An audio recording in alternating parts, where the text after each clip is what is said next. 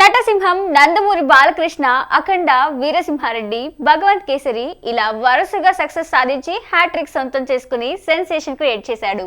ప్రస్తుతం బాలయ్య బాబీతో సినిమా చేస్తున్నాడు.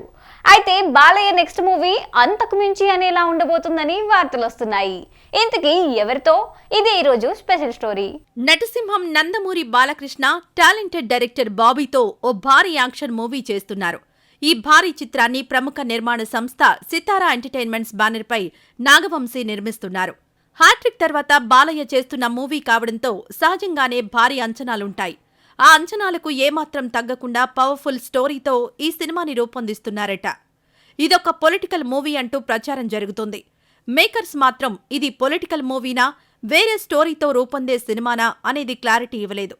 ఇదిలా ఉంటే ఈ సినిమా తర్వాత బాలయ్య సినిమా ఎవరితో అనేది ప్రకటించలేదు. కానీ హనుమాన్ డైరెక్టర్ ప్రశాంత్ వర్మతో సినిమా చేయనున్నారని తెలిసింది. బాలకృష్ణ అన్స్టాపబుల్ అంటూ టాక్ షో చేయడం, ఆ టాక్ షో సక్సెస్ అవ్వడం తెలిసిందే. అయితే ఆ టాక్ షోకు సంబంధించిన ప్రోమోలు డైరెక్ట్ చేసింది ప్రశాంత్ వర్మ. ఈ షోకు వర్క్ చేస్తున్నప్పటి నుంచి బాలయ్య, ప్రశాంత్ వర్మ మధ్య మంచి అనుబంధం ఏర్పడిందట.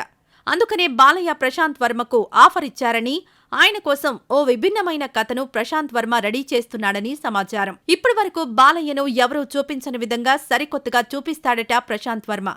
ఇంతకీ ఎలా ఉండబోతోంది అంటే, ఆదిత్య 369, భైరవ ద్వీపం చిత్రాల వలె యూనిక్గా ఉంటుందని టాక్ వినిపిస్తోంది. హనుమాన్ మూవీ రిలీజ్ తర్వాత నుంచి ఈ కథపై వర్క్ చేస్తాడట. ఈ వార్త బయటకొచ్చినప్పటి నుంచి బాలయ్యను ఏ పాత్రలో చూపించనున్నాడు, అసలు కథ ఏంటి అనేది ఇప్పటినుంచి బాలయ్య అభిమానుల్లో క్యూరియాసిటీని పెంచేస్తోంది. మరి బాలయ్యను కొత్తగా ఏ పాత్రలో చూపిస్తాడో తెలియాలంటే కొన్ని రోజులు ఆగాల్సిందే.